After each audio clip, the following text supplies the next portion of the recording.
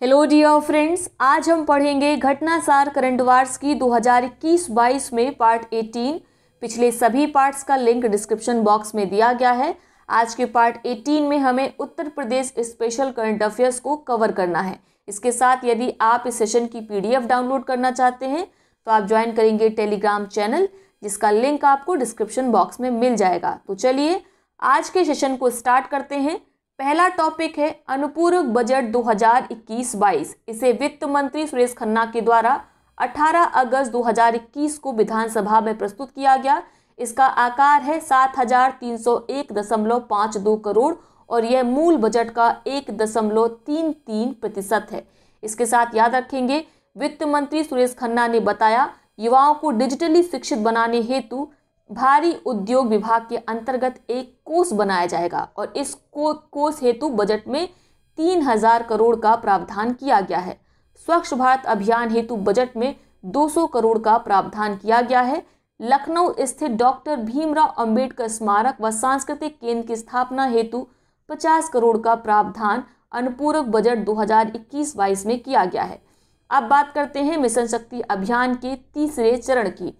नारी सुरक्षा सम्मान स्वावलंबन हेतु मिशन शक्ति अभियान का तीसरा चरण राज्य में 21 अगस्त 2021 को प्रारंभ किया गया। पहला चरण का प्रारंभ किया गया था, नोट करेंगे, अक्टूबर 2020 में। कहां से? बलरामपुर, लखनऊ से। राज्यपाल आनंदीबेन पटेल, मुख्यमंत्री योगी आदित्यनाथ ने लखनऊ में आयोजित एक कार्यक्रम में इसका शुभारंभ किया। इस अवसर पर राज्य की 75 ऐसी महिलाओं को सम्मानित किया गया जिन्होंने मिशन शक्ति के पहले 2 चरणों में उल्लेखनीय कार्य किया है। इस अवसर पर बदायूं में वीरांगना अवंतीबाई बटालियन के प्रांगण का ऑनलाइन शिलान्यास किया गया।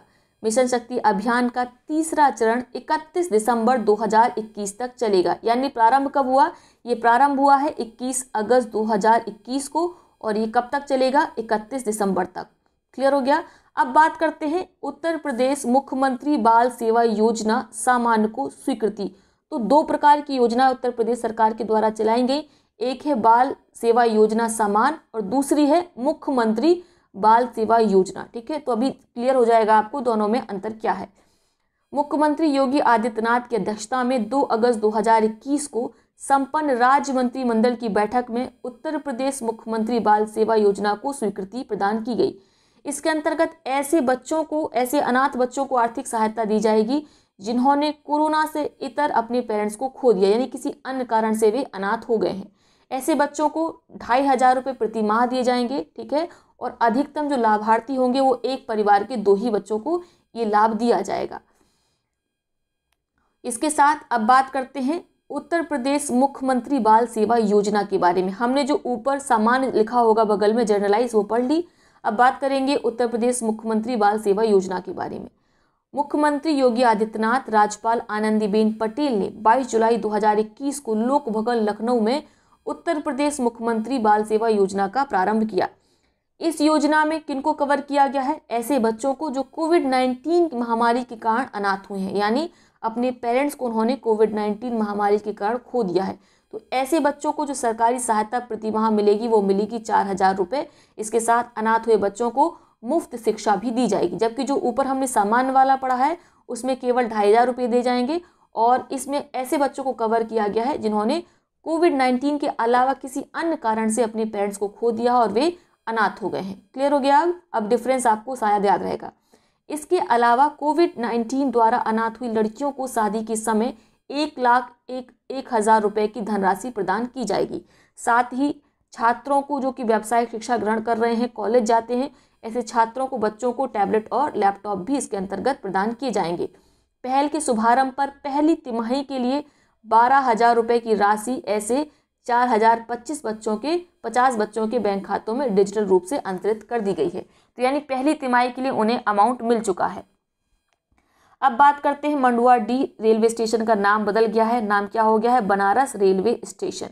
उत्तर पूर्व रेलवे के अधिकारियों ने 15 जुलाई 2021 से वाराणसी शहर में मंडुआ डे रेलवे स्टेशन का नाम बदलकर कर दिया है बनारस रेलवे स्टेशन। ठीक है, और यहाँ पे जो शाइन बोर्ड लगा होगा उसमें हिंदी, संस्कृत, अंग्रेजी, उर्दू इन चारों ही भाषाओं में बनारस लिखा होगा। तो ये महत्वपूर्ण है, इसको जरूर याद रखिएगा। अब बात करते हैं काकोरी कांड का नाम परिवर्तित कर दिया गया है, ठीक है। और 9 अगस्त को सरकार ने निर्णय लिया कि अब काकोरी कांड को काकोरी कांड के नाम से नहीं जाना जाएगा, ठीक है। किस नाम से जाना जाएगा? काकोरी ट्रेन एक्शन के नाम से। और क्या तर्क दिया कि काकोरी कांड में जो कांड शब्द लगा हुआ है वह भारत के स्वतंत्रता संग्राम के अंतर्गत इस घटना को अपमान की भावना को दर्शाता है, जो कि बहुत ही बेहुदा तर्क था।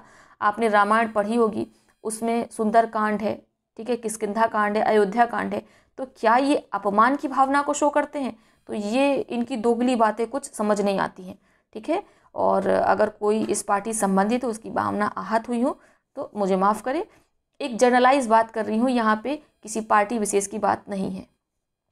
वर्ष 2020 में 100 वर्ष पूरे करने जा रहे चौरी चौरा महोत्सव कार्यक्रम के अंतर्गत उत्तर प्रदेश सरकार ने 9 अगस्त 2021 को काकोरी ट्रेन एक्शन की वर्षगांठ मनाई है। तो ये बहुत महत्वपूर्ण है, आपको याद रखना है, ठीक है।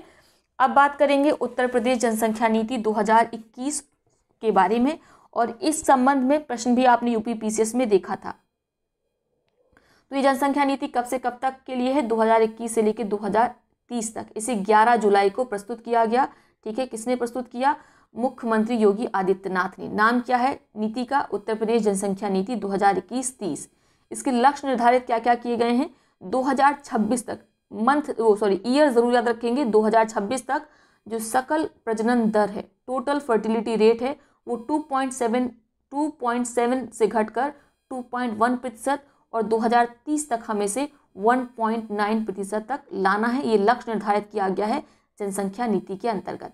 इसके साथ गर्भ निरोधक प्रसार को बढ़ाना है, ठीक है। इसकी दर को बढ़ाकर ले जाना है 31.7% तक। कब? 2026 तक। इसके बाद इसको बढ़ाकर हमें 45% करना है 2030 तक, ठीक है। क्लियर हो गया? नहीं, एक मिनट।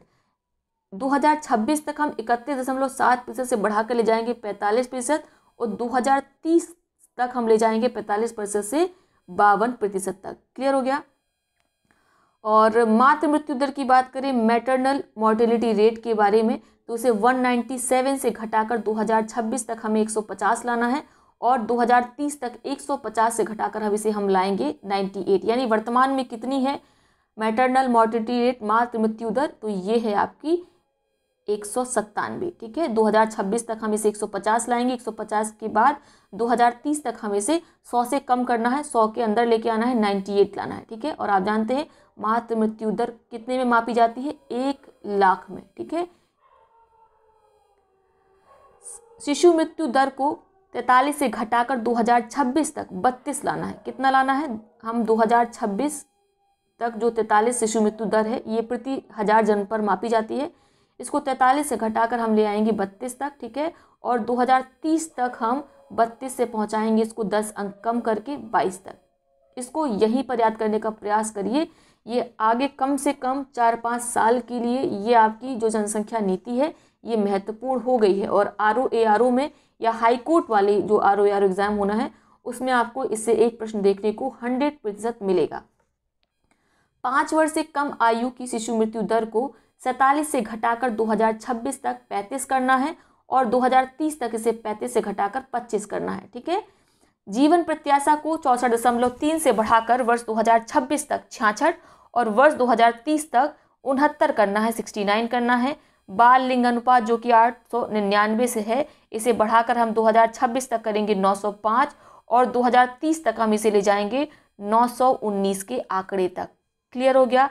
इसे एक पेज पर नोट करके रख लें, क्योंकि आप, मुझे पता है एक बार आप एग्ज़ाम दे देंगे, उसके बाद इस बुक को पता नहीं कहाँ गायब कर देंगे। तो आप एक बार अपने पास जो भी GS की किताब हो या UPS स्पेशल की आपने कोई कॉपी बनाई हो, वहाँ पे इसे ज़रूर नोट कर लीजिए। आगामी जो परीक्षाएं रहेंगी उसके लिए महत्वपूर्ण है, ठीक है। आप आरोप प्री देने के बाद मुख्य परीक्षा भी देंगे, तो हो सकता है प्री में ना आए, मुख्य परीक्षा में आ जाए। फिलहाल आप बात करते हैं उत्तर प्रदेश जनसंख्या नियंत्रण, स्थिरीकरण और कल्याण मसौदा विधेयक 2021 के बारे में। ये भी इतना ही महत्वपूर्ण है।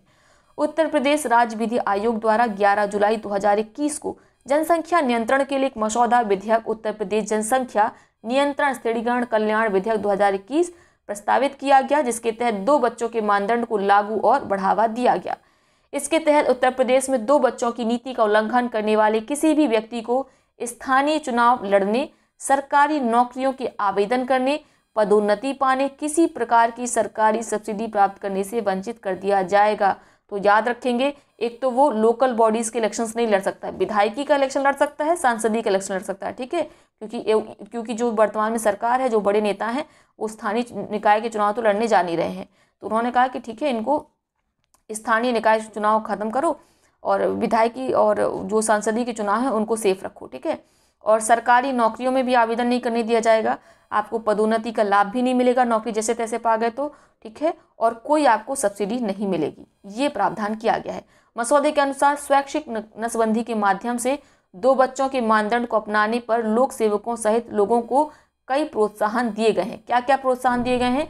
पूरा वेतन भत्तों के साथ 12 महीने का मातृत्व और पितृत्व अवकाश मिलेगा, देख रहे हैं, पितृत्व अवकाश भी मिलेगा 12 महीने का।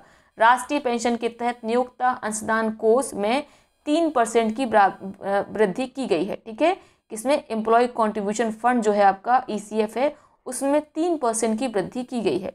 भूखंड और आवास स्थल या बने हुए घर हेतु सब्सिडी, पानी, बिजली, गृह कर जैसी उपयोगिताओं के शुल्क में छूट मिलेगी अगर आप 2 बच्चों के बाद, 2 बच्चे पैदा करने के बाद नसबंदी करा लेते हैं तो, ठीक है। 1 बच्चे के मानदंड को अपनाने वाले सरकारी कर्मचारी, आम नागरिक को मुफ्त स्वास्थ्य देखभाल सुविधा, 20 साल की उम्र तक बच्चे को बीमा कवरेज का अतिरिक्त लाभ दिया जाएगा। जो स्वैच्छिक नसबंदी कराएगा, तो स्वैच्छिक नसबंदी के माध्यम से एक बच्चे के मानदंड को अपनाने वाले गरीबी रेखा से नीचे यापन करने वाले दंपत्ति लड़का पैदा होने पर एक मुश्त 80,000 रुपये, लड़की पैदा होने पर 1 लाख रुपए के भुगतान के पात्र होंगे। यानी एक बच्चा पैदा करिए, अगर लड़का पैदा होगा तो आपको 80,000 रुपये मिलेंगे, लेकिन गरीबी रेखा के नीचे होने चाहिए आप, ठीक है। और अगर आपकी लड़की पैदा होगी तो आपको 1 लाख रुपये मिलेंगे। शर्त वही है कि गरीबी रेखा के नीचे आपको पहुंचना पड़ेगा इतने रुपए पाने के लिए। अब बात करते हैं उत्तर प्रदेश के आयुष विश्वविद्यालय की। राष्ट्रपति रामनाथ कोविंद ने गोरखपुर के पिपरी तलकुहा गांव में उत्तर प्रदेश के पहले आयुष विश्वविद्यालय की आधारशिला रखी है। तो ये महत्वपूर्ण है, याद रखें, आधारशिला किसने रखी है? आधारशिला रखी राष्ट्रपति ने, ठीक है, ना तो मोदी जी ने, ना ही योगी आदित्यनाथ ने। विकल्प में ये दोनों नाम देखने को मिलेंगे, पर आप उत्तर टिक करेंगे कि ये तो राष्ट्रपति रामनाथ कोविंद ही हैं जिन्होंने आयुष विश्वविद्यालय की आधारशिला रखी है गोरखपुर के पिपरी तलकुहा गांव में। इस आयुष विश्वविद्यालय को महायोगी गुरु गोरखनाथ उत्तर प्रदेश आयुष विद्यालय के नाम से जाना जाएगा। अब बात करते हैं Uttar Pradesh adopt a heritage policy के बारे में। 16 अगस्त 2021 को उत्तर प्रदेश के मंत्रिमंडल ने भारत सरकार द्वारा स्वीकृत अडॉप्ट अ हेरिटेज पॉलिसी, अपनी धरोहर अपनी पहचान के तहत प्रदेश में तैयार की गई Uttar Pradesh adopt a heritage policy, अपनी धरोहर अपनी पहचान को अनुमोदित किया है, ठीक है। इसके अंतर्गत इस नीति के तहत संरक्षित स्मारकों, पुरास्थलों को विकसित करने हेतु निजी क्षेत्र के उद्यमियों को स्मारक मित्र बनाने का प्रस्ताव रखा गया है।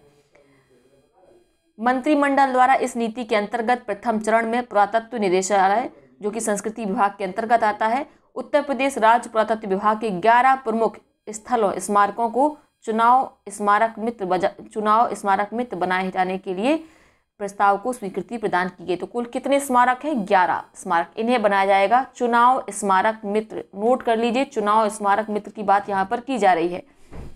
चुने गए स्मारकों में छतर मंजिल, फरहत बख्श कोठी कैसरबाग लखनऊ, कोठी गुलिस्ताने इरम कैसरबाग लखनऊ, दर्शन विलास कोठी लखनऊ, हुलासखेड़ा उत्खनन स्थल मोहनलालगंज लखनऊ, कुसुम वमन सरोवर गोवर्धन मथुरा, गुरुधाम प्राचीन दुर्ग बरुआ सागर झांसी शामिल है, ठीक है। तो ज़्यादातर क्षेत्र लखनऊ के हैं, बाकी झांसी का बरुआ सागर है, ठीक है, प्राचीन दुर्ग है, गुरुधाम भी शामिल है, मथुरा का क्या शामिल है? कुसुम सरोवर गोवर्धन, ठीक है।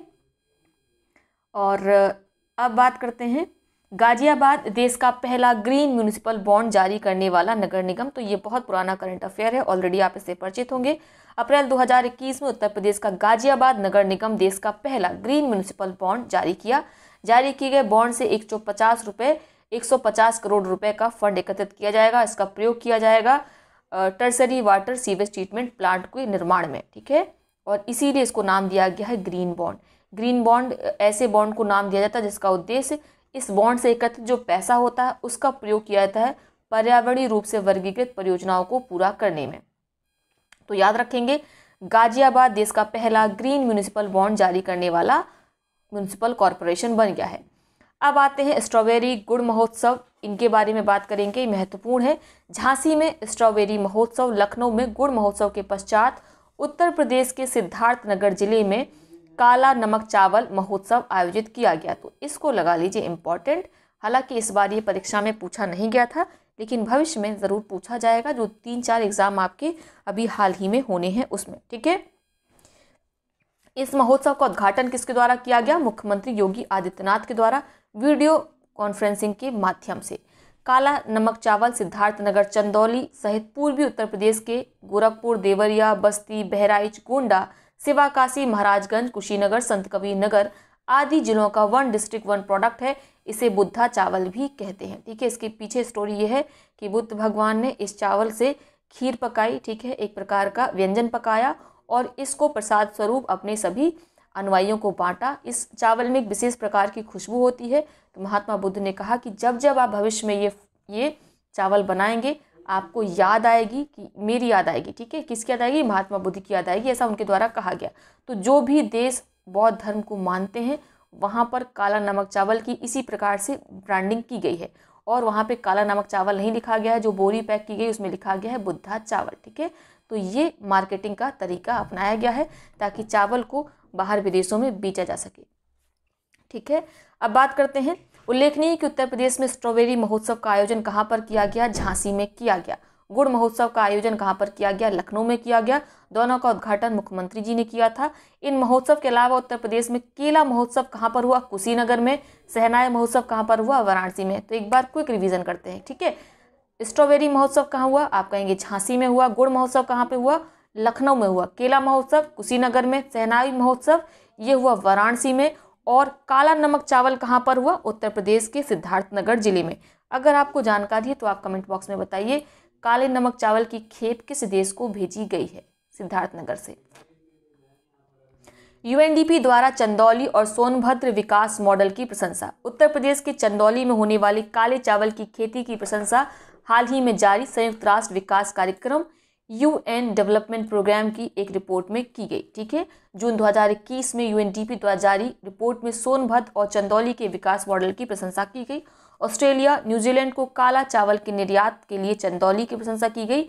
वहीं यूएनडीपी की इस रिपोर्ट में आकांक्षात्मक यानी एस्पिरेशनल जिला घोषित किए जाने के बाद अलग अलग पैमाने से तेजी से जो विकास करने वाले जिले हैं उसमें सोनभद्र की प्रशंसा की गई है, ठीक है।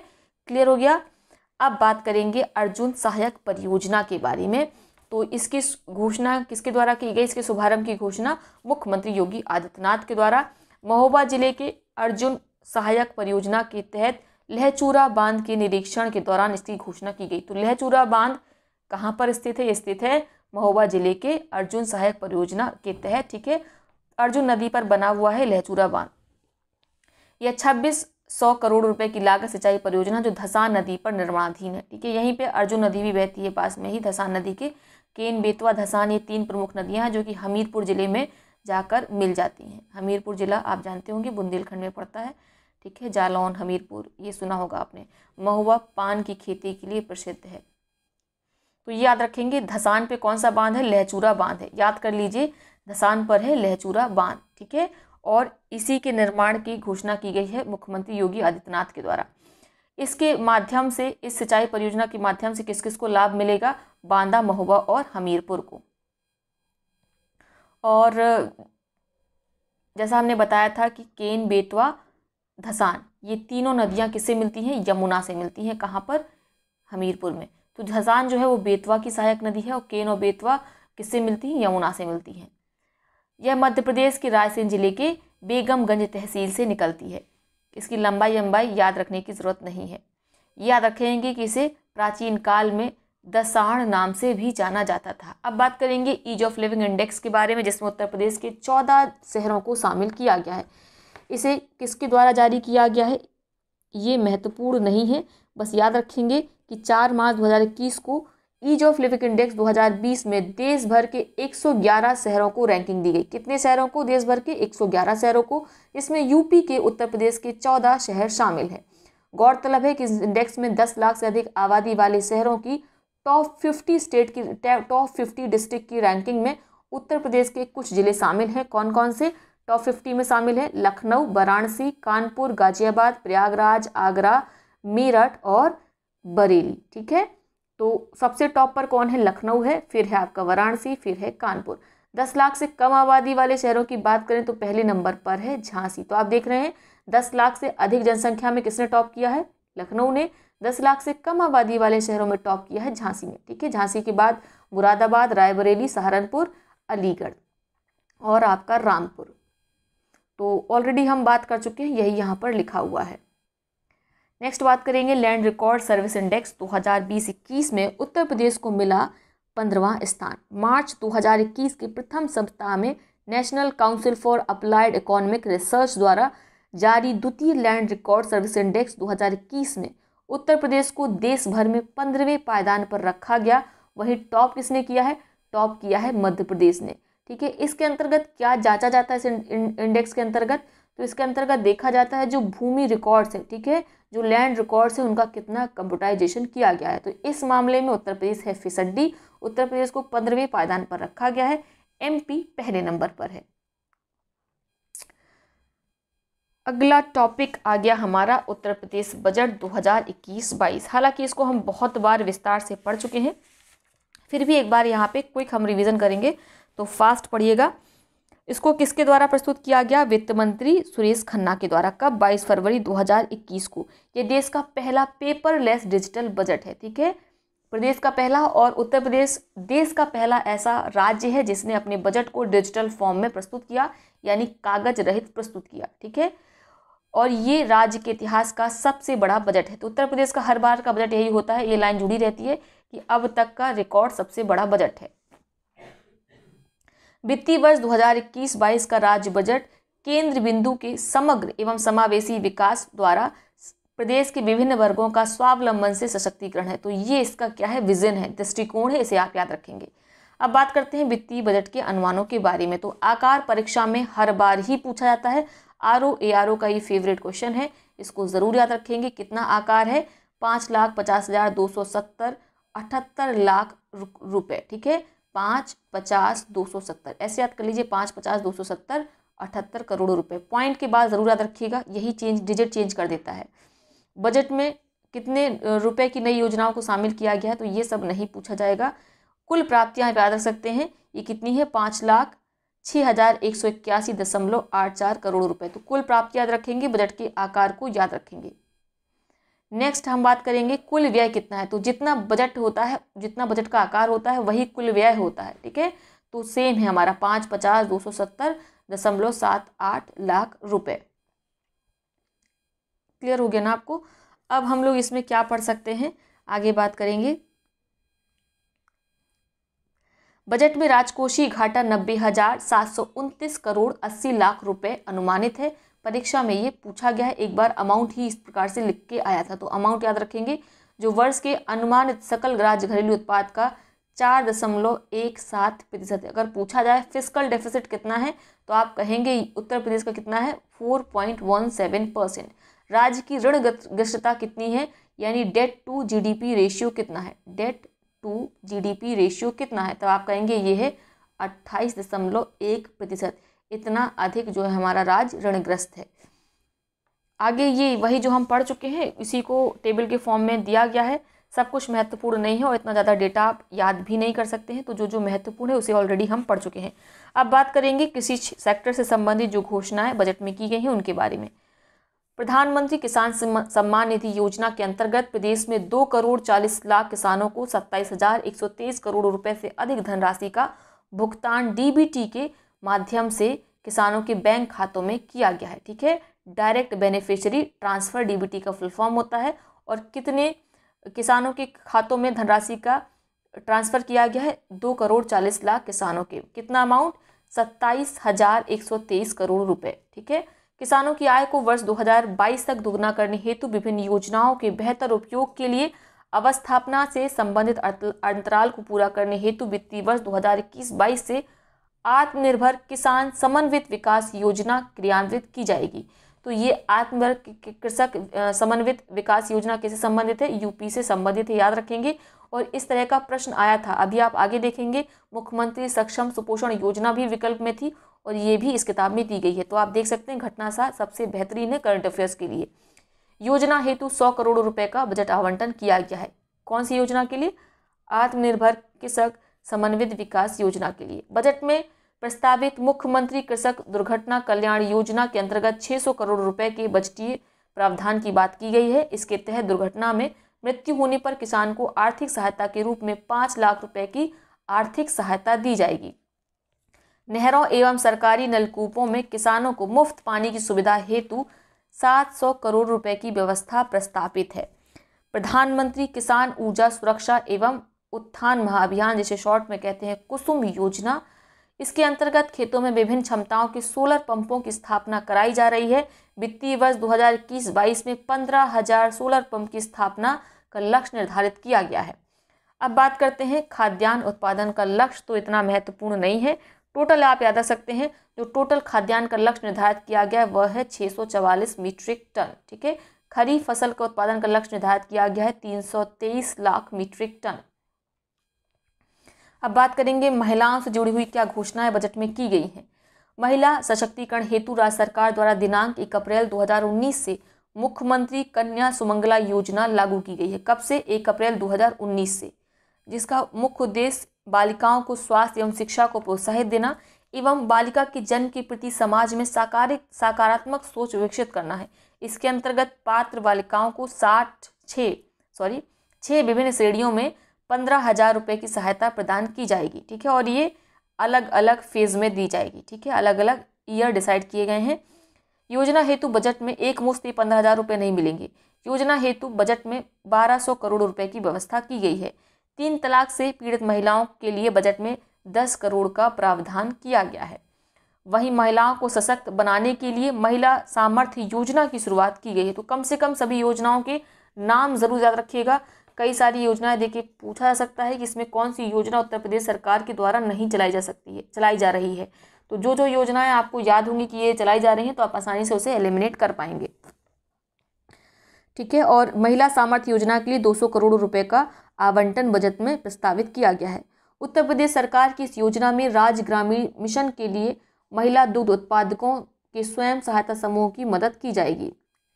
अब बात करते हैं मुख्यमंत्री सक्षम सुपोषण योजना के बारे में। ठीक है, महिलाओं बच्चों को कुपोषण की समस्या से निपटने के लिए इस योजना को वित्तीय वर्ष 2021-22 से लागू किया गया। इस योजना के अंतर्गत ड्राई राशन के साथ साथ आंगनवाड़ी केंद्रों पर पंजीकृत 6 माह से 5 वर्ष तक चिन्हित कुपोषित बच्चे तथा एनीमिया ग्रस्त 11 से 14 वर्ष की स्कूल न जाने वाली किशोरी बालिकाओं को अतिरिक्त पोषण प्रदान किया जाएगा। ठीक है, और ये पोषण कैसा रहेगा? ये जो डोज मिलेगी, जो खाना मिलेगा इसके अंतर्गत, वो ड्राई होगा। ठीक है, ड्राई राशन इसके अंतर्गत प्रदान किया जाएगा। योजना हेतु 100 करोड़ रुपए की व्यवस्था बजट में की गई है। पुष्टाहार कार्यक्रम के हेतु 4,094 करोड़ रुपए, राष्ट्रीय पोषण अभियान के लिए 415 करोड़ की व्यवस्था की गई है। महिला शक्ति केंद्रों की स्थापना के लिए 32 करोड़ की व्यवस्था की गई है। तो याद रखना है, उत्तर प्रदेश के बजट में महिला शक्ति केंद्रों की स्थापना की बात कही गई है। अब बात करते हैं युवाओं से जुड़े क्या प्रावधान बजट में किए गए हैं। नेशनल कैरियर सर्विस प्रोजेक्ट के अंतर्गत देश के विभिन्न स्थानों पर मॉडल कैरियर सेंटर स्थापित की जाएंगी। क्या स्थापित की जाएंगी? Model career centre. प्रदेश के 12 अन्य जनपदों में मॉडल कैरियर सेंटर स्थापित की जाने की योजना है। युवा खेल विकास प्रोत्साहन योजना के लिए 8.55 करोड़ रुपए की व्यवस्था बजट में की गई है। बजट के इतर याद रखेंगे, एक घोषणा हाल ही में उत्तर प्रदेश सरकार के द्वारा की गई थी कि प्रदेश के प्रत्येक गांव में एक खेल स्टेडियम बनाया जाएगा, ताकि गांव के जो बच्चे हैं उनमें जो खेल के प्रति छुपी हुई प्रतिभा है उसे उभारा जा सके। तो प्रत्येक गांव में बनाया जाना है, ये याद रखना है। जनपद मेरठ में नए स्पोर्ट्स कॉलेज की स्थापना के लिए 20 करोड़ रुपए का प्रावधान किया गया है। यह राज्य का पहला खेल विश्वविद्यालय है। मेरठ के पहले ये लखनऊ में बनने वाला था, लेकिन किसी कारणवश भूमि का अधिग्रहण नहीं हो पाया, जिसके बाद से ट्रांसफर कर दिया गया मेरठ में। तो प्रश्न ये भी आ सकता है कि जो राज्य का पहला खेल विश्वविद्यालय है, अब ये मेरठ में खोला जाएगा, इसके पहले इसे कहाँ खोले जाने का प्रस्ताव आया था? तो आपका उत्तर होगा लखनऊ में। ठीक है, कार्मिक कल्याण से संबंधित देखते हैं कोई योजना है कि नहीं। असंगठित क्षेत्र के श्रमिकों को सुलभ चिकित्सा सुविधा प्रदान किए जाने के उद्देश्य से मुख्यमंत्री जन आरोग्य योजना का प्रारंभ किया। किन के लिए? असंगठित क्षेत्र के श्रमिकों के लिए मुख्यमंत्री जन आरोग्य योजना। इसके अंतर्गत चिकित्सा सुविधा प्रदान की जाएगी। ठीक है, ऐसे लोगों को इसमें कवर किया जाएगा, श्रमिकों को कवर किया जाएगा जो आयुष्मान भारत योजना के दायरे में नहीं आते हैं। 100 करोड़ रुपए की धनराशि की व्यवस्था इस योजना के क्रियान्वयन के लिए की गई है। महिला श्रमिकों को विभिन्न रोजगारों में समान अवसरों में वृद्धि, कार्य की प्रकृति, कार्य के घंटे, पुरुषों के समान पारिश्रमिक दिलाए जाने के लिए एक सलाहकार समिति का गठन भी किया गया है। यही बात बजट में भी कही गई है। सरकार ने दूसरे प्रदेशों से वापस आए प्रदेश के श्रमिकों, कामगारों रोजगार स्वरोजगार उपलब्ध कराने के लिए नई योजना मुख्यमंत्री प्रवासी श्रमिक उद्यमिता योजना लागू करने की बात कही है और इसके लिए बजट में 100 करोड़ का प्रावधान किया गया है। तो कम से कम सभी योजनाओं के नाम आप याद रखेंगे। आगे बात करते हैं गोवंश संरक्षण संबंधित कौन सी योजनाएं चलाई गई हैं बजट के अंतर्गत। गोवंश संरक्षण एवं बेसहारा पशुओं के भरण पोषण हेतु 5206 गो आश्रम संचालन का बात की गई है, जिसमें संरक्षित गोवंश की संख्या कितनी है 5,58,000 रुपए नहीं गोवंश। ठीक है, यहाँ पे गायों की बात की जा रही है, गोवंश से जुड़े हुए जो जीव जानवर आते हैं उनके बारे में। बुंदेलखंड क्षेत्र में निराश्रित गोवंश की समस्या के निराकरण हेतु बुंदेलखंड के प्रत्येक जनपद में 5-5 गो आश्रम केंद्र स्थापित हैं। प्रदेश में पहली बार गौशालाओं का जो पंजीकरण है वो ऑनलाइन किया जा रहा है। अद्यतन 545 गौशालाएं बुंदेलखंड में ही पंजीकृत हैं। प्रदेश में स्वदेशी पशुओं के संरक्षण संवर्धन हेतु जनपद वाराणसी में गोकुल ग्राम की स्थापना की गई है। तो उत्तर प्रदेश में कहाँ पर स्वदेशी पशुओं के संरक्षण उनके संवर्धन के लिए गोकुल ग्राम की स्थापना की गई है, तो आप कहेंगे वाराणसी में। आगे बात करते हैं स्वास्थ्य सेक्टर की, हेल्थ सेक्टर की। कोविड-19 के नियंत्रण हेतु टीकाकरण योजना के लिए बजट में 50 करोड़ का प्रावधान किया गया है। आयुष्मान भारत योजना के लिए 1300 करोड़ रुपए, प्रधानमंत्री मातृत्व वंदना योजना के लिए 320 करोड़ रुपए का प्रावधान किया गया है। प्रदेश के 13 जिले बिजनौर, कुशीनगर, सुल्तानपुर, औरैया, कानपुर देहात, कौशाम्बी, इनमें 13 नए मेडिकल कॉलेज बनाए जाएंगे। तो कितने जिलों में नए मेडिकल कॉलेज बनाए जाने हैं, तो आप कहेंगे 13 जिलों में। ठीक है, प्रदेश के 16 असेवित जनपदों में पीपीपी मॉडल में मेडिकल कॉलेज संचालित किए जाने की योजना है, यानी कि प्राइवेट और पब्लिक सेक्टर मिलकर 16 जो इसके अलावा जो जिले बसते हैं वहाँ पर मेडिकल कॉलेज संचालित किए जाएंगे। ठीक है, इसमें आपका आता है एटा, हरदोई, प्रतापगढ़, फतेहपुर जैसे जिले। अमेठी एवं बलरामपुर में नए मेडिकल कॉलेज की स्थापना के लिए 175 करोड़ रुपए की स्थापना की बात की गई है। तो ये अमाउंट आपको याद नहीं रखना है, बस याद रखेंगे अमेठी और बलरामपुर में भी नए मेडिकल कॉलेज की स्थापना की जा रही है। चक गजरिया लखनऊ में अटल मेडिकल यूनिवर्सिटी के लिए 100 करोड़ रुपए का प्रावधान किया गया है। कहाँ पर अटल मेडिकल यूनिवर्सिटी खोली जा रही है? चक गजरिया लखनऊ में। KJMU के अधीन लखनऊ में institute of biology and infection diseases के अंतर्गत बायोसेफ्टी लेवल 4 लैब की स्थापना लक्षित है। उत्तर भारत में यह अग्रणी लैब होगी, बायोसेफ्टी लेवल लैब 4। ठीक है, कहाँ पर ये खोला जाएगा? KGMU के अंतर्गत। KGMU लखनऊ, राजकीय मेडिकल कॉलेज प्रयागराज तथा राजकीय मेडिकल कॉलेज मेरठ में डायबिटिक रेटिनोपैथी उपचार सेंटर की स्थापना की जाएगी। डायबिटिक रेटिनोपैथी उपचार के सेंटर की स्थापना की जाएगी। कहाँ कहाँ पर? KGMU लखनऊ में, राजकीय मेडिकल कॉलेज प्रयागराज में और राजकीय मेडिकल कॉलेज मेरठ में। ठीक है, तो प्रयागराज, लखनऊ और मेरठ की यहाँ पर बात की जा रही है। आगे बात करते हैं औद्योगिक विकास और अवस्थापना। तो यहाँ पर सीधे से बात की गई है कि जो ईज ऑफ डूइंग बिजनेस है उसमें पिछले 3 वर्षों में उत्तर प्रदेश पूरे देश में द्वितीय स्थान पर आ गया। उत्तर प्रदेश ने बड़ा सुधार किया है, बड़ी छलांग लगाई है। अब आगे दे रखे हैं आपको सारे एक्सप्रेसवे, हालांकि इनके बारे में हम ऑलरेडी पढ़ चुके हैं। मेरे द्वारा एक अलग से सेपरेट हैंड रिटन एक नोट्स के द्वारा नोट्स तैयार किए गए थे, उसका फिर वीडियो बनाया गया है। उसका लिंक आप चाहें तो डिस्क्रिप्शन बॉक्स में देख सकते हैं। इससे बेहतर तरीके से उसको एक्सप्लेन किया गया है। फिलहाल बात करते हैं पूर्वांचल एक्सप्रेसवे की। इसका जो लक्ष्य निर्धारित किया गया है, ठीक है, 2020 में 65% अधिक कार्य हो चुका है। तो इसको छोड़ दीजिए, यहाँ पर केवल दिया गया कितना % कार्य हो गया है, कितना % काम बचा है। तो इससे तो आपको कुछ भी नहीं मिलेगा, इसको आप कट करेंगे। केवल गंगा एक्सप्रेसवे के बारे में थोड़ी जानकारी दी गई है कि इसकी कुल लंबाई 594 किलोमीटर होगी। ठीक है, तो इसको आप कहाँ से पढ़ेंगे? ये चारों एक्सप्रेसवे कहाँ से पढ़ेंगे? तो जैसा मैंने बताया, बजट का एक वीडियो चैनल पे ऑलरेडी अपलोड किया गया है, हैंड रिटन नोट्स हैं उसमें, आप डिस्क्रिप्शन बॉक्स में चेक करेंगे, आपको मिल जाएगा। ठीक है, लिखा होगा हिंदी में बजट। आप उसे चेक करेंगे, आपको इन सारे एक्सप्रेसवे के बारे में डिटेल्ड नॉलेज मिल जाएगी। ठीक है, पिक्चराइजेशन उसका किया गया है। आगे बात करते हैं, जनपद अयोध्या में निर्माणाधीन एयरपोर्ट का नाम मर्यादा पुरुषोत्तम श्री राम हवाई अड्डा होगा। ठीक है, और इसके लिए बजट में 101 करोड़ रुपए का प्रावधान किया गया है। याद रहेगा, जेवर निर्माणाधीन एयरपोर्ट हवाई पट्टियों की संख्या 2 से बढ़ाकर 6 करने का राज्य सरकार ने निर्णय लिया है। यह एशिया के सबसे बड़े एयरपोर्ट के रूप में विकसित हो रहा है।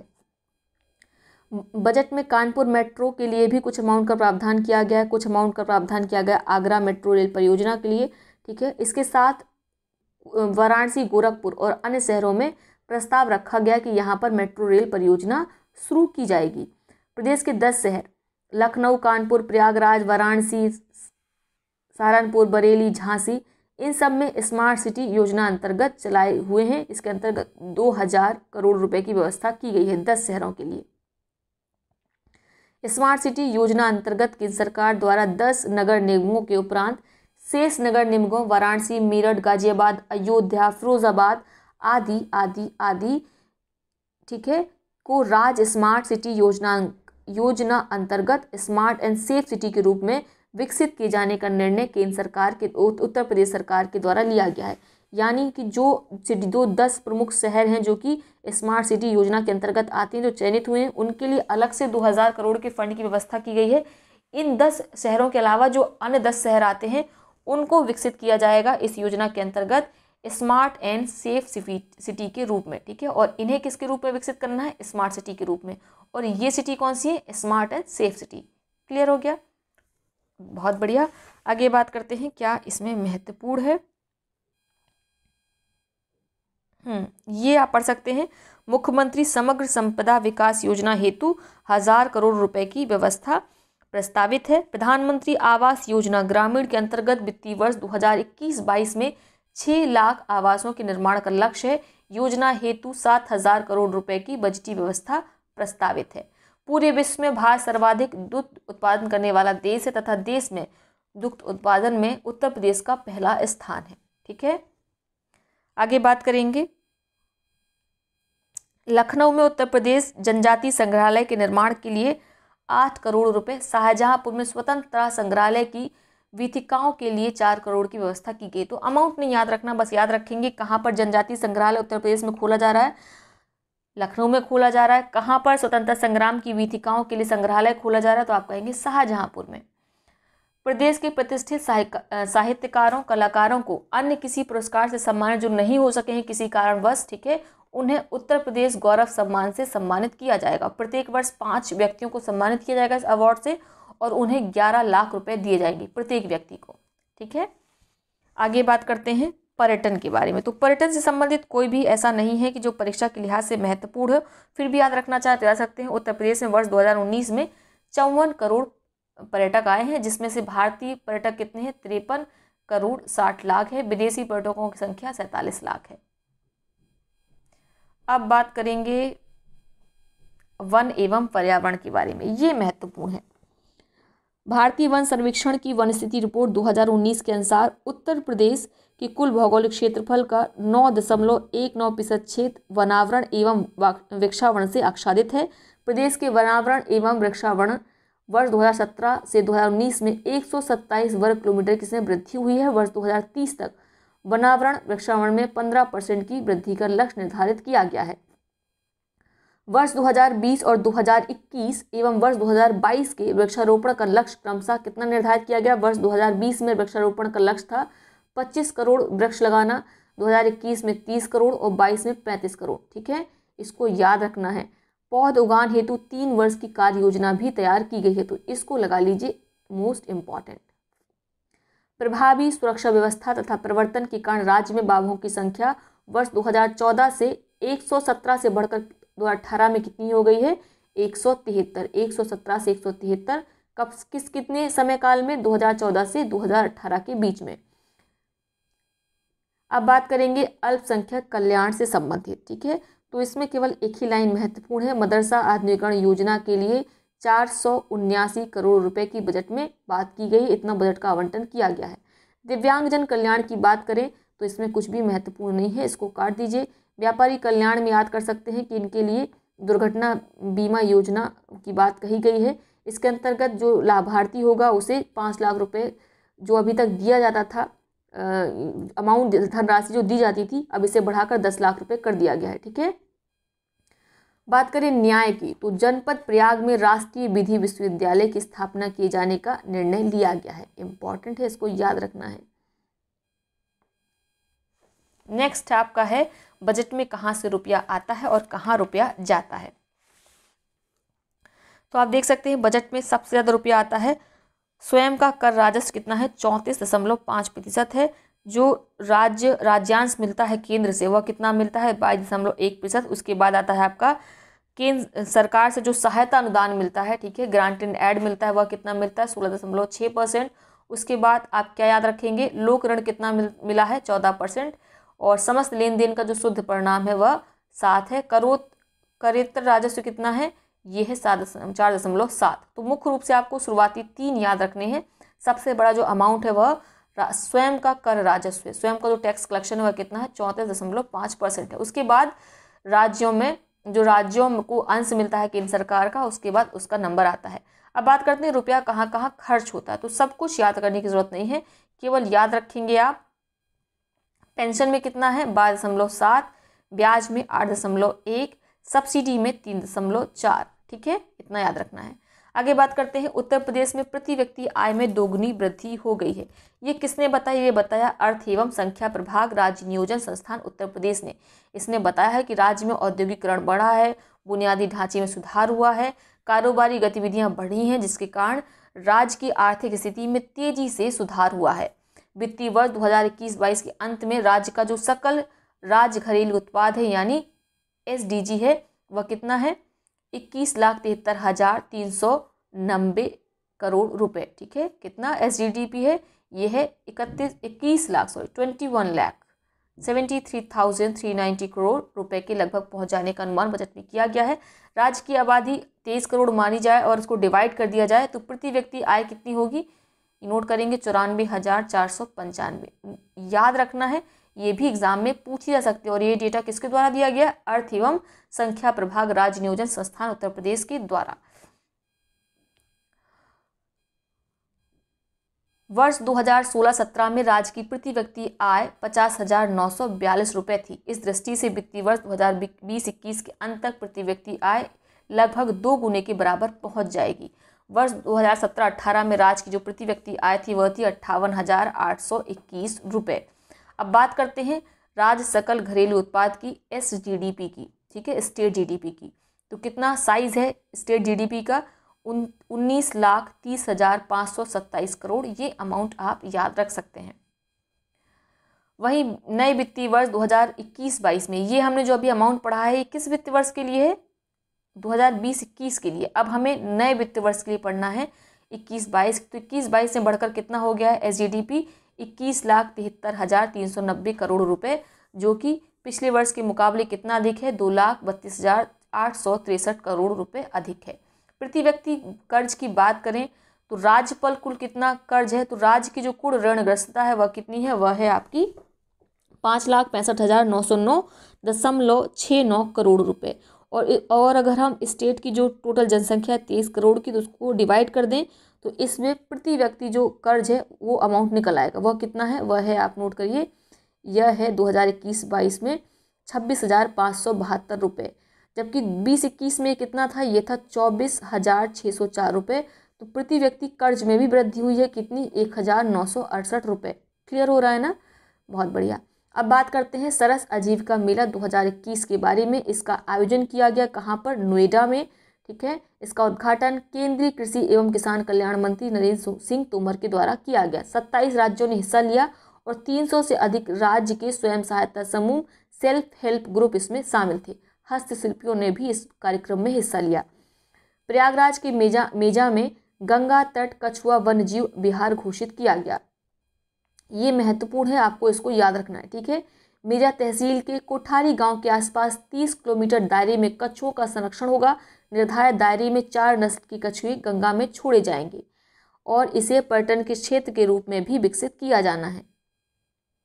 अब बात करेंगे किसान कल्याण मिशन की शुरुआत 6 जनवरी 2021 2021 को मुख्यमंत्री योगी आदित्यनाथ ने लखनऊ के सरोजनी नगर विकास खंड से किसान कल्याण मिशन की शुरुआत की। इसका उद्देश्य है 2022 तक किसानों की आय को डबल करना। ठीक है, किसानों के कल्याण के 3 सप्ताह का अभियान सभी 75 जिलों में हर विकास खंड में आयोजित किया गया। तो कितने समय का है? 3 सप्ताह का है। 75 सारे मतलब प्रत्येक जिले में से आयोजित किया गया है और हर विकास खंड में। उत्तर प्रदेश में अभ्युदय कार्यक्रम की घोषणा की गई 24 जनवरी 2021 को। ठीक है, इसका उद्देश्य था जो प्रतियोगी परीक्षा है जैसे नीट है, IIT JEE NDA है, UPSC है, CDS है, ऐसी परीक्षाओं की तैयारी कराना। ठीक है, मुफ्त में कोचिंग प्रदान करना, नाम रखा गया अभ्युदय। इसी के अंतर्गत टैबलेट वितरण योजना भी शुरू की गई है। मुख्यमंत्री ने उत्तर प्रदेश गौरव सम्मान शुरू करने की घोषणा की है। इसके बारे में हम ऑलरेडी पढ़ चुके हैं। इसके अंतर्गत क्या किया जाएगा? 3 से 5 नागरिकों को प्रतिवर्ष सम्मानित किया जाएगा और राशि रहेगी 11 लाख रुपए। कानपुर में भारत का पहला चमड़ा पार्क स्थापित। उत्तर प्रदेश सरकार कानपुर जिले में देश का पहला चमड़ा पार्क स्थापित करेगी। इस योजना से लगभग 50,000 रोजगार पैदा होंगे और लगभग 1.5 लाख व्यक्तियों को अप्रत्यक्ष रूप से लाभ मिलेगा, उनकी आजीविका उनको मिलेगी, ऐसा कहा गया है। उत्तर प्रदेश बना 2 एक्सप्रेसवे हवाई पट्टी वाला पहला राज्य। 24 जनवरी 2021 को पूर्वांचल एक्सप्रेसवे और लखनऊ आगरा एक्सप्रेसवे पर 2 एक्सप्रेसवे हवाई पट्टी वाला पहला राज्य बन गया है। ये उपलब्धि पूर्वांचल एक्सप्रेसवे पर कुरेभार के पास 3300 मीटर लंबी हवाई पट्टी के निर्माण के पूरा होने के साथ प्राप्त हुई। ठीक है, यानी 2 हवाई अड्डे, 2 एक्सप्रेसवे हैं जिस पर हवाई पट्टी बनाई गई। हवाई पट्टी का प्रयोग किस लिए किया जाएगा? आपातकालीन लैंडिंग करनी है, किसी लड़ाकू विमान को टेक ऑफ करना है, तो इसका प्रयोग किया जाएगा हवाई पट्टी का। ठीक है, और 2 एक्सप्रेसवे में है, कौन कौन सा? पूर्वांचल एक्सप्रेसवे में है और लखनऊ एक्सप्रेसवे। लखनऊ आगरा एक्सप्रेसवे में तो पहले से था, अभी रिसेंट में किस में बना है? पूर्वांचल एक्सप्रेसवे में। कहाँ पर? कुरेभार के पास। आगरा का सूर सरोवर रामसर साइट घोषित। तो ये प्रश्न भी परीक्षा में आया था। तो देखिए यूपी स्पेशल 3-4 जो प्रश्न है वो इतने ही छोटे से सेगमेंट से आ गए जो कि घटना सार में कवर किए गए हैं। तो आगामी परीक्षा के लिए भी इस किताब को प्राथमिकता में रखें। तेजी से कम हो रहा है स्पॉटेड ईगल और प्रदेश के राज पक्षी सारस का प्राकृतिक आवास। आगरा दिल्ली राजमार्ग पर स्थित सूर सरोवर को रामसर साइट में घोषित किया गया। सूर सरोवर नाम से प्रसिद्ध आगरा की कीठम झील में 60 प्रजातियों की मछलियां, अजगर और कई प्रजातियों के पक्षी पाए जाते हैं। तो आपको याद रखना है सूर सरोवर का नाम कीठम झील भी है। ठीक है, ये कहाँ पाई जाती है? आगरा में। इससे पूर्व जनवरी 2020 में राज्य के 6 अन्य आर्द्रभूमि को रामसर साइट घोषित किया गया है। तो उन सभी के नाम याद रखना है। अब बात करते हैं नवीनतम पुरस्कारों की। तो सभी पुरस्कार इम्पोर्टेंट नहीं है, बस मुख्य रूप से हमें याद होना चाहिए भारत भारती सम्मान पुरस्कार, लेकिन और भी याद कर सकते हैं। जैसे ये है विश्व भारती पुरस्कार। ठीक है, ये किसे दिया गया है? विश्व भारती पुरस्कार ये है आपका ओम प्रकाश पांडे को दिया गया है। ठीक है, बिशन लाल गौड़ को महर्षि वाल्मीकि पुरस्कार सम्मानित किया गया है। डॉक्टर कमला पांडे को महर्षि व्यास पुरस्कार से। तो महर्षि वाल्मीकि किसे दिया गया है? बिशन लाल गौड़ को, और वहीं महर्षि व्यास पुरस्कार डॉक्टर कमला पांडे को। आगे बात करते हैं उत्तर प्रदेश हिंदी संस्थान पुरस्कार 2019 के बारे में। तो इसके अंतर्गत भारत भारती सम्मान से सम्मानित हुई हैं डॉक्टर सूरबाला। 4 लाख रुपए की राशि वाला जो लोहिया साहित्य सम्मान पुरस्कार है यह लखनऊ के दयानंद पांडे को दिया गया है।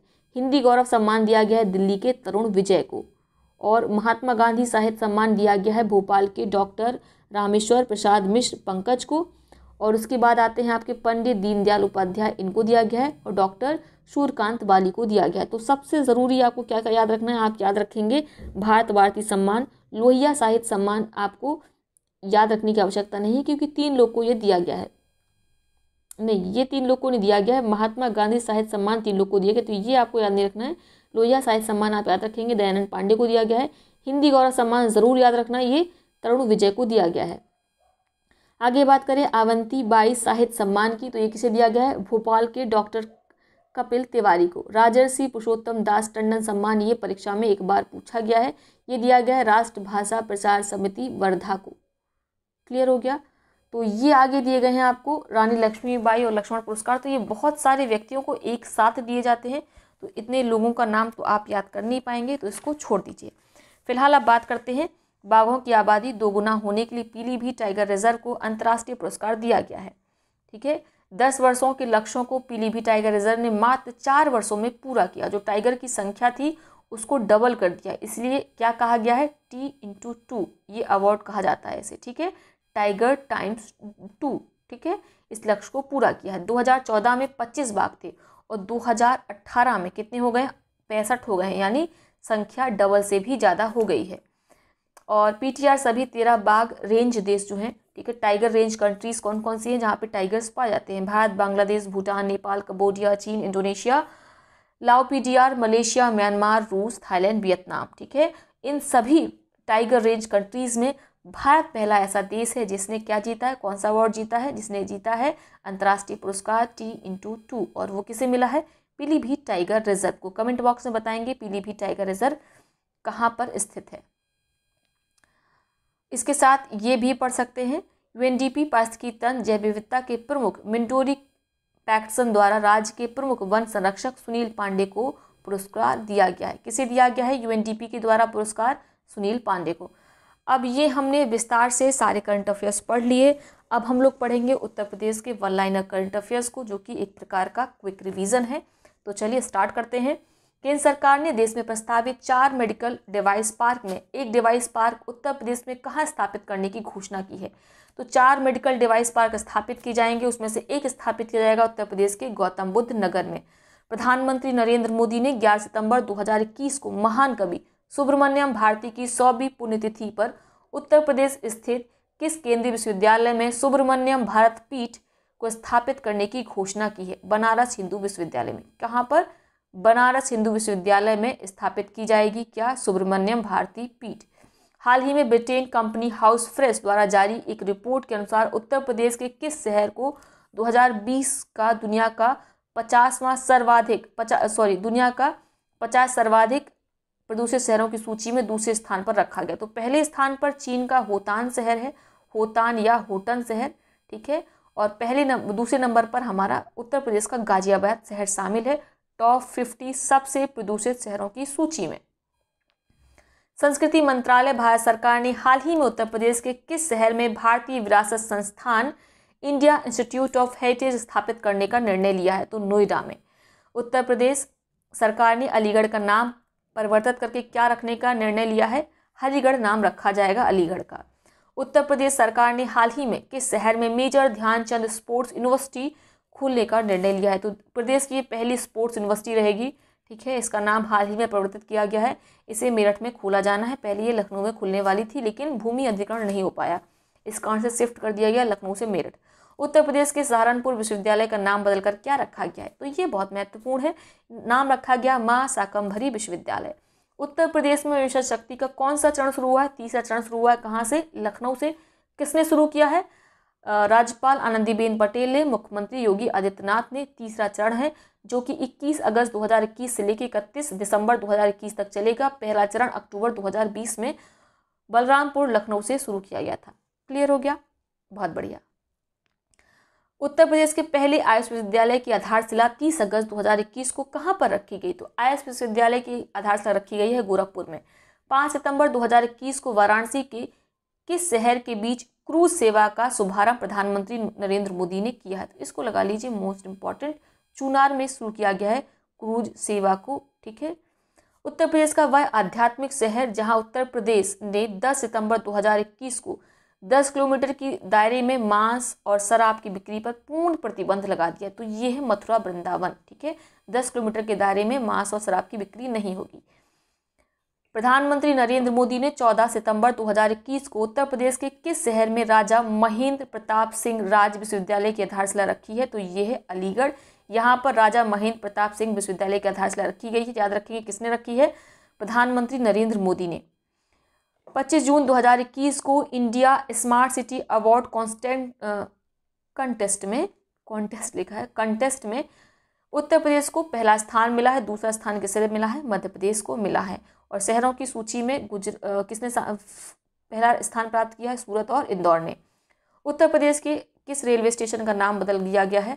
तो झांसी रेलवे स्टेशन का नाम बदल कर दिया गया है रानी लक्ष्मीबाई रेलवे स्टेशन।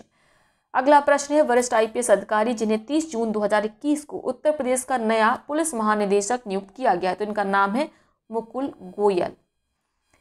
21 जून 2021 को उत्तर प्रदेश का कौन सा जिला राज्य का पहला कोरोना मुक्त जिला बना है? तो ये है महोबा, यूपी का पहला जिला है जो कि कोरोना मुक्त बना है। उत्तर प्रदेश का वह जिला जहां पर काला नमक चावल महोत्सव आयोजित किया गया, तो सिद्धार्थनगर में स्ट्रॉबेरी महोत्सव कहाँ पर आयोजित किया गया था? झांसी में गुड़ महोत्सव कहाँ पर शुरू किया गया? लखनऊ में शहनाई महोत्सव कहाँ पर शुरू किया गया है बताइए? कुशीनगर में, ठीक है। और नहीं, कुशीनगर शहनाई महोत्सव शुरू किया गया वाराणसी में, और केला महोत्सव शुरू किया गया है कुशीनगर में। आगे बात करते हैं। 16 जून 2021 को उत्तर प्रदेश की राज्यपाल आनंदीबेन पटेल ने किसे राज्य अनुसूचित जाति जनजाति आयोग का अध्यक्ष नियुक्त किया गया है? डॉक्टर राम बाबू हरित को। हाल ही में केन बेतवा लिंक परियोजना के लिए उत्तर प्रदेश ने किस राज्य के साथ समझौता किया है? तो दो ही राज्यों के बीच में नदियां बहती हैं, यूपी और मध्य प्रदेश के बीच में, तो बिल्कुल ऑब्वियस है कि समझौता मध्य प्रदेश के साथ किया गया होगा। उत्तर प्रदेश में कहाँ पर शहीद आसफक उल्लाह खां पार्क का उद्घाटन किया जाएगा? गोरखपुर में। यहीं पर आपको याद होगा इनको फांसी दी गई थी। वर्तमान में भारत का सर्वाधिक अंतर्राष्ट्रीय हवाई अड्डों वाला राज्य कौन सा बन गया है? हमारा प्रदेश उत्तर प्रदेश। 5 अंतर्राष्ट्रीय हवाई अड्डे बन गए हैं, मतलब कुछ अभी कुछ में काम चल रहा है, कुशीनगर हवाई अड्डे में अभी भी काम चल रहा है, लेकिन 5 हैं टोटल, बनकर अभी 3 ही तैयार हुए हैं।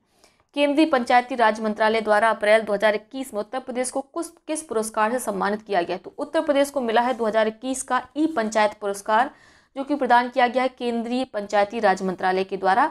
उत्तर प्रदेश स्थित वह बैंक जिसने 26 अप्रैल 2021 को एक स्मॉल फाइनेंस बैंक SFB के रूप में परिचालन शुरू किया, तो ये है Shivalik small finance bank limited. Allahabad उच्च न्यायालय के पूर्व न्यायाधीश जिन्होंने 5 जून 2021 को उत्तर प्रदेश मानवाधिकार आयोग के अध्यक्ष का पदभार ग्रहण किया है, तो ये हैं न्यायमूर्ति VK नारायण, ये बन गए हैं उत्तर प्रदेश मानवाधिकार आयोग के अध्यक्ष। भारतीय राजस्व सेवा के अधिकारी जिन्हें अप्रैल 2021 में उत्तर प्रदेश लोक सेवा आयोग का अध्यक्ष नियुक्त किया गया है, ये हैं संजय श्रीनेत, इनके नाम से तो परिचित ही हैं। राष्ट्रपति रामनाथ कोविंद ने 10 अक्टूबर 2021 को किसे इलाहाबाद उच्च न्यायालय का मुख्य न्यायाधीश नियुक्त किया है? जस्टिस संजय यादव को। संयुक्त राष्ट्र विकास कार्यक्रम UNDP ने जून 2021 में जारी एक रिपोर्ट में उत्तर प्रदेश के किन जिलों में हुए विकास कार्यों की प्रशंसा की है? तो हमने अभी पढ़ा सोनभद्र की और चंदौली की और फतेहपुर की, ठीक है। चंदौली की प्रशंसा की गई है काला नमक चावल के लिए, सोनभद्र की प्रशंसा की गई है एस्पिरेशनल डिस्ट्रिक्ट के अंतर्गत जो इसने अपने विकास कार्यों को गति दी है उसके लिए। लखनऊ गौतम बुद्ध नगर के बाद उत्तर प्रदेश के किन 2 अन्य शहरों में कमिश्नरी प्रणाली लागू करने का निर्णय लिया गया है? वाराणसी कानपुर। थोड़ा सा स्पीड ज़्यादा है इसीलिए शब्द थोड़ा सा गड़बड़ हो जा रहे हैं। 24 मार्च 2021 को ग्राम उजाला योजना की शुरुआत उत्तर प्रदेश के किस जिले में की गई है? तो ग्राम उजाला योजना की शुरुआत की गई है वाराणसी में, इसको याद रखेंगे, बहुत महत्वपूर्ण है। उत्तर प्रदेश के वे जिले जिन्हें पिछले दिनों हुए केन बेतवा लिंक परियोजना का लाभ मिलेगा, तो ये हैं बांदा, महोबा, झांसी और ललितपुर। 4 जिले हैं, इनको रट्टा मार लीजिए, इंपॉर्टेंट है, ठीक है। यूपी के जिले हैं, कुछ जिले मध्य प्रदेश के भी लाभान्वित होंगे। उत्तर प्रदेश सरकार ने कब तक राज्य की सभी पंचायतों को ब्रॉडबैंड से जोड़ने का लक्ष्य निर्धारित किया है? 31 दिसंबर 2022 तक।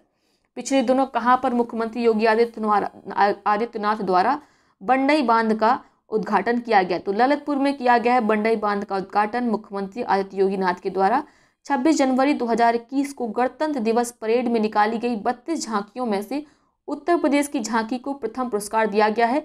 राज्य की झांकी का विषय क्या था? अयोध्या, उत्तर प्रदेश की सांस्कृतिक विरासत, ये झांकी का विषय था। उत्तर प्रदेश का वह जिला जिसे हाल ही में कोविड-19 प्रबंधन के लिए द गोल्डन स्कॉच अवार्ड से सम्मानित किया गया है, तो ये है अयोध्या जिला प्रशासन, ठीक है। और हाल ही में जो कोविड इनोवेटिव श्रेणी थी उसमें किसे सम्मानित किया गया है? उसमें सम्मानित किया गया है वाराणसी को। उत्तर प्रदेश सरकार ने हाल ही में कहाँ पर प्रदेश का पहला चमड़ा पार्क स्थापित करने का निर्णय लिया है? तो चमड़ा पार्क स्थापित किया जाएगा कानपुर में। उत्तर प्रदेश में संचालित वह मेट्रो सेवा जो भारत की पहली मेट्रो सेवा परियोजना बन गई है, जहां पर डब्बों की सफाई UV रेज से की गई है, ठीक है, पराबैंगनी किरणों की मदद से की गई है, उनको सैनिटाइज किया गया, तो ये है लखनऊ मेट्रो, ठीक है। और ये देश की पहली ऐसी मेट्रो परियोजना बन गई है। देश का पहला फ्रेट विलेज 100 एकड़ भूमि में उत्तर प्रदेश में कहाँ विकसित हो रहा है? तो फ्रेट यानी मार्केट विलेज आप कह सकते हैं, एक प्रकार का हाट कह सकते हैं, ये कहाँ पर इस्टेब्लिश किया जा रहा है? वाराणसी में। केंद्रीय पर्यावरण वन मंत्रालय द्वारा दिसंबर 2020 में उत्तर प्रदेश में किस उद्यान को चिड़ियाघर के रूप में मान्यता दी गई है। तो शहीद अशफाक उल्लाह खां उद्यान जो कि गोरखपुर में है, इसे चिड़ियाघर के रूप में मान्यता दी गई है। ये आप याद रखेंगे। केंद्रीय रक्षा मंत्री राजनाथ सिंह ने उत्तर प्रदेश में किस स्थान पर वर्चुअल माध्यम से फरवरी 2021 में DRDO के फायर सेफ्टी प्रशिक्षण के कौशल विकास केंद्र का उद्घाटन किया है? तो पिलखुआ में उद्घाटन किया गया है। किसका उद्घाटन किया गया है? फायर सेफ्टी प्रशिक्षण के कौशल विकास केंद्र का। तो पूछा जाए DRDO के फायर सेफ्टी कौशल विकास प्रशिक्षण केंद्र का उद्घाटन कहाँ पर किया गया है? तो आप कहेंगे पिलखुआ में। कितना बचा है? काफ़ी है अभी। बात करते हैं फिलहाल उत्तर प्रदेश स्थित निर्माणाधीन वह हवाई अड्डा जिसे फरवरी 2021 में अंतर्राष्ट्रीय उड़ानों के लिए विमान नियामक महानिदेशालय DGCA से मंजूरी प्राप्त हुई। तो ये है कुशीनगर हवाई अड्डा। 22 फरवरी 2021 को प्रस्तुत उत्तर प्रदेश बजट का आकार क्या है? बेहद महत्वपूर्ण 550,270.78 करोड़ रुपए।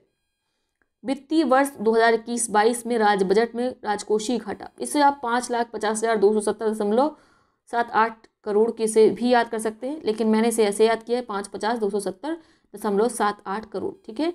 और जो राजकोषीय सकल घाटा है GDP का वो कितना है? 7.17% है। वित्तीय वर्ष 2021-22 के अंत तक राज्य का सकल घरेलू उत्पाद कितना है? तो ये है 21,73,390 करोड़। ठीक है। ये बात की जा रही है स्टेट GDP की, 21,73,390 करोड़ रुपए। पीछे हम बता चुके हैं कि इन सब पे आपको फोकस करना है। वित्तीय वर्ष 2021-22 में राज्य की प्रति व्यक्ति आय लगभग कितना होने का अनुमान है? तो ये रहेगी 94,495 रुपये। कितनी है प्रति व्यक्ति आय? 94,495 रुपये। 3 बार बोल लीजिए, याद हो जाएगी।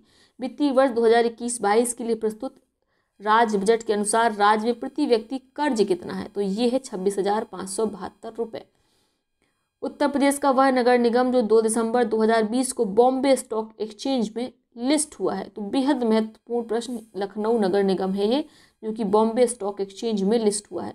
उत्तर प्रदेश में किस कानून के तहत 25 नवंबर 2020 से 6 माह के लिए हड़ताल पर प्रतिबंध लगाया गया? तो ये है एस्मा कानून के अंतर्गत। ठीक है।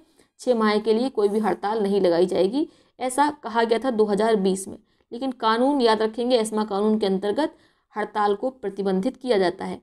उत्तर प्रदेश स्थित 72.64 किलोमीटर लंबे वह हाईवे जिसने 6 लेन निर्माण कार्य का लोकार्पण प्रधानमंत्री नरेंद्र मोदी ने 30 नवंबर 2020 को किया। ठीक है। आपको बताना है एशिया हाईवे नंबर 1 का वह हिस्सा बन गया। ये है आपका वाराणसी प्रयागराज हवाई, ठीक है, हाईवे। उत्तर प्रदेश का वह टाइगर रिजर्व जिसे हाल ही में T/2 अंतर्राष्ट्रीय पुरस्कार सम्मानित किया गया है, जिसने क्या किया है? टाइगर्स की संख्या को डबल कर दिया है। तो ये है आपका पीलीभीत टाइगर रिजर्व। ठीक है। 25 से लेके कितना पहुंचा दिया है? 65 पहुंचा दिया है। 2014 में 25 टाइगर थे और 2018 में इनकी संख्या बढ़कर हो गई कितनी? 65। वह अध्यादेश जिसके 29 नवंबर 2020 को लागू होने के बाद इसके तहत उत्तर प्रदेश सरकार ने शादी के लिए जबरन धर्मांतरण करवाने के प्रदेश अब संज्ञेय और गैर जमानती अपराध घोषित किया। तो ये है विधि विरुद्ध धर्म संपरिवर्तन प्रतिषेध अध्यादेश 2020। नाम थोड़ा सा कठिन है तो इसको याद रखेंगे, विधि विरुद्ध धर्म संपरिवर्तन प्रतिषेध अध्यादेश 2020। अब ये जो है ये आखिरी पेज बचा है, इसे कंप्लीट कर लेते हैं फटाफट। भारतीय विमानन प्राधिकरण AAI द्वारा नवंबर 2020 में उत्तर प्रदेश के लखनऊ हवाई अड्डे का संचालन 50 वर्षों की अवधि हेतु सट्टे पर किस औद्योगिक समूह को दिया गया है? तो ये दिया गया है अडानी समूह को। केंद्रीय रेल मंत्री ने 5 अक्टूबर 2020 को उत्तर प्रदेश के किस रेलवे स्टेशन का नाम परिवर्तित कर सिद्धार्थनगर रेलवे स्टेशन कर दिया है? तो नौगढ़ रेलवे स्टेशन का नाम बदलकर किया गया है सिद्धार्थनगर रेलवे स्टेशन। बहुत पुराना करंट अफेयर है, ऑलरेडी याद होगा। 17 अक्टूबर 2020 को प्रदेश के मुख्यमंत्री योगी आदित्यनाथ ने राज्य में कहां पर मिशन शक्ति अभियान की शुरुआत की? तो अभी हमने पढ़ा था अक्टूबर 2020 में मिशन शक्ति अभियान की शुरुआत की गई। तो ये शुरुआत की गई थी बलरामपुर लखनऊ से, और 21 अगस्त 2021 को इसका तीसरा चरण शुरू किया गया है। ठीक है। इसे भी लखनऊ से शुरू किया गया और बलरामपुर लखनऊ जिले में ही पड़ता है। उत्तर प्रदेश सरकार ने हाल ही में बुंदेलखंड क्षेत्र से जल संकट के समाधान के लिए किस देश की सरकार के साथ सहयोग की योजना पर हस्ताक्षर किए हैं? तो इजराइल के साथ बुंदेलखंड क्षेत्र में, ताकि जल संकट को दूर किया जा सके। पूर्व क्रिकेटर तथा उत्तर प्रदेश सरकार में कैबिनेट मंत्री जिनका 16 अगस्त को कोरोना महामारी कारण निधन हो गया 2020 में, उनका नाम आपको बताना, तो ये है चेतन चौहान। ठीक है, क्या नाम है? चेतन चौहान। हाल ही में यूरोपीय इन्वेस्टमेंट बैंक EIB ने कानपुर मेट्रो रेल सेवा के विकास में कितने मिलियन यूरो निवेश की घोषणा की है? तो 650 मिलियन यूरो निवेश की घोषणा की गई है। 31 अगस्त 2020 को नीति आयोग द्वारा जुलाई माह की जारी डेल्टा रैंकिंग उत्तर प्रदेश के किस पिछले आदिवासी जिले को शीर्ष स्थान दिया गया? तो डेल्टा रैंकिंग में टॉप रहा है सोनभद्र जिला उत्तर प्रदेश का। पूर्व केंद्रीय खाद्य प्रसंस्करण मंत्री उद्योग मंत्री हरसिमरत कौर बादल ने उत्तर प्रदेश में सितंबर 2020 में किस नाम से जैविक खाद्य प्रसंस्करण इकाई का उद्घाटन किया है? तो मेसर्स एग्रोनिक इंडिया प्राइवेट लिमिटेड नाम से जैविक खाद्य प्रसंस्करण इकाई का उद्घाटन किया गया। तत्कालीन जो हमारी उद्योग मंत्री हरसिमरत कौर बादल थी, अब ये मंत्री पद से इस्तीफा दे चुकी हैं। उत्तर प्रदेश का पहला प्लाज्मा बैंक कोरोना से ग्रसित जो गंभीर मरीज थे उनके इलाज के लिए कहाँ पर खोला गया? तो प्रदेश का पहला प्लाज्मा बैंक खोला गया KGMU लखनऊ में। उत्तर प्रदेश सरकार ने सितंबर 2020 में पहला फ्लैटेड फैक्ट्री कॉम्प्लेक्स कहाँ पर बनाने का निर्णय लिया? तो फ्लैटेड फैक्ट्री कॉम्प्लेक्स बनाने का निर्णय लिया गया आगरा में। 13 सितंबर 2020 को उत्तर प्रदेश सरकार ने किस नए सुरक्षा बल गठन की अधिसूचना जारी की है? UPSSF। 29 जुलाई 2020 की हुई उत्तर प्रदेश कैबिनेट की बैठक में कहाँ पर राष्ट्रीय विधि विश्वविद्यालय की गठन की मंजूरी दी गई है? तो प्रयागराज में राष्ट्रीय विधि विश्वविद्यालय की गठन की मंजूरी उत्तर प्रदेश कैबिनेट की बैठक में दी गई है। कोविड-19 के समय किस योजना के अंतर्गत श्रमिकों को सर्वाधिक रोजगार देने वाला उत्तर प्रदेश राज्य बना है? मनरेगा। ठीक है, और इस समय के बाद सर्वाधिक रोजगार देने के मामले में छत्तीसगढ़ पहले नंबर पर है मनरेगा योजना के तहत। आगे बात करते हैं। 24 जून 2020 को केंद्रीय मंत्रिमंडल की हुई बैठक में उत्तर प्रदेश के किस एयरपोर्ट को इंटरनेशनल एयरपोर्ट का दर्जा प्रदान किया गया? तो ये है कुशीनगर एयरपोर्ट। कुशीनगर उत्तर पूर्वी उत्तर प्रदेश के गोरखपुर के लगभग 50 किलोमीटर पूर्व स्थित बौद्ध तीर्थ स्थल है। तो ये तो ऑलरेडी आप जानते हैं। अन्य राज्यों से लौट आए श्रमिकों को रोजगार उपलब्ध कराने हेतु प्रधानमंत्री नरेंद्र मोदी ने उत्तर प्रदेश के किस अभियान की शुरुआत वर्चुअली माध्यम से की है? आत्मनिर्भर उत्तर प्रदेश रोजगार अभियान की। उत्तर प्रदेश के पहले खेल विश्वविद्यालय की स्थापना पूर्व में घोषित लखनऊ की जगह किस स्थान पर निर्णय लिया गया? तो ये 4-5 बार तो अभी हम इसी सेशन में पढ़ चुके हैं और मेरे द्वारा बताया भी गया है। तो पहले ये प्रस्तावित था लखनऊ में, अब इसे खोला जा रहा है मेरठ में। ठीक है, और ये याद रखेंगे इसका नाम मेजर ध्यानचंद स्पोर्ट्स कॉलेज हो गया है, यूनिवर्सिटी, कॉलेज नहीं यूनिवर्सिटी। 12 जून 2020 को अंतर्राष्ट्रीय बाल श्रम निषेध दिवस के अवसर पर उत्तर प्रदेश के मुख्यमंत्री योगी आदित्यनाथ ने बाल श्रमिकों को शिक्षित करने के लिए किस योजना की शुरुआत की है? तो बाल श्रमिकों को शिक्षित करने के लिए बाल श्रमिक विद्या योजना की शुरुआत की गई है। अंतर्राष्ट्रीय बाल श्रम निषेध दिवस 12 जून को मनाया जाता है। मुख्यमंत्री योगी आदित्यनाथ द्वारा शुरू किए गए किस मिशन के तहत राज्य में 5 जून 2020 को 50 करोड़ से अधिक पौधे लगाए गए? तो 25 करोड़ से अधिक पौधे लगाए गए मिशन वृक्षारोपण अभियान के तहत, जो कि 2020 में चलाया गया। ठीक है, प्रधानमंत्री नरेंद्र मोदी ने 28 फरवरी 2020 को चित्रकूट में बुंदेलखंड एक्सप्रेसवे, जिसकी लंबाई है 296.07 किलोमीटर, इसका शिलान्यास किया। यह एक्सप्रेसवे कुल कितने जिलों से होकर गुजरेगा? तो 7 जिलों से, चित्रकूट, बांदा, हमीरपुर, महोबा, जालौन, औरैया, इटावा। इसको रट लीजिए, ये बार बार रिपीट होता है और बार बार जिलों को लेकर कन्फ्यूजन हो जाती है। क्या होता है कि 3 जिले तो इन्हीं में से दे देगा, एक कोई अन्य जिला दे देता है जो कि इन्हीं जिलों से सटा हुआ कोई जिला होता है, तो जब विकल्प मिलते हैं तो वहाँ पर कन्फ्यूजन हो जाती है। प्रधानमंत्री नरेंद्र मोदी ने 16 फरवरी 2020 को उत्तर प्रदेश में कहाँ पर देश की सबसे ऊंची 63 फीट की पंडित दीनदयाल उपाध्याय की प्रतिमा का अनावरण किया? तो ये है पड़ाव चंदौली में इसका अनावरण किया गया है, लंबाई 63 फीट है। तो ये हमने आज यूपी स्पेशल करंट अफेयर्स पढ़ लिया। आगे हम लोग जो समसामयिक वार्षिकी है, जिसमें चर्चित स्थल और पर्सनैलिटीज़ को पढ़ना है, इसको हम लोग बाद में कवर करेंगे।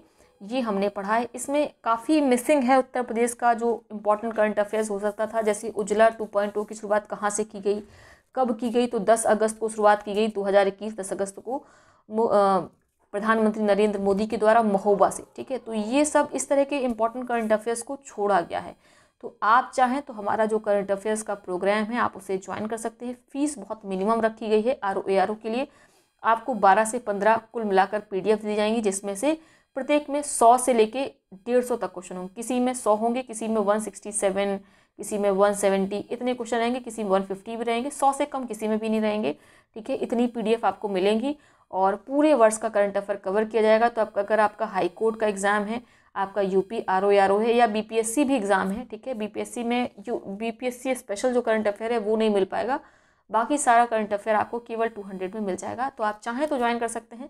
अगर ज्वाइन करना चाहें तो आप कांटेक्ट करेंगे 87 नंबर क्लियर साफ लिख देता हूँ थोड़ा सा, 8765655103 पर, इस नंबर पर आप कांटेक्ट कर लेंगे, कॉल नहीं करेंगे, ओनली व्हाट्सएप मैसेज या टेलीग्राम मैसेज आप कर सकते हैं। ठीक है, तो अगर नहीं ज्वाइन करना चाहते हैं तो कोई दिक्कत नहीं है, आप इन्हीं वीडियोस को बार बार देखिए और बार बार आपके पास जो घटनासार की मैगजीन है उसे पढ़ते रहिए। कई बार जब आप पढ़ेंगे तो आप रिफाइन कर ले जाएंगे कि आपको कितना कितना महत्वपूर्ण है। मेरा प्रयास रहता है कि मैं कम से कम पढ़ाऊँ, लेकिन फिर भी कुछ स्टूडेंट नीचे कमेंट करते हैं कि मैम आपने ये छोड़ दिया वो छोड़ दिया। इसलिए छोड़ देते हैं क्योंकि परीक्षा के लिहाज से महत्वपूर्ण नहीं है, और आप लोग इतना ज़्यादा कमेंट करते हो, इस चक्कर में जो कम महत्वपूर्ण है मैं उसे भी कवर कर देती हूँ। ठीक है, ताकि समग्र रूप से आपको समझ में आ जाए, मिनिमल सी समझ डेवलप हो जाए। ठीक है, क्लियर हो गया?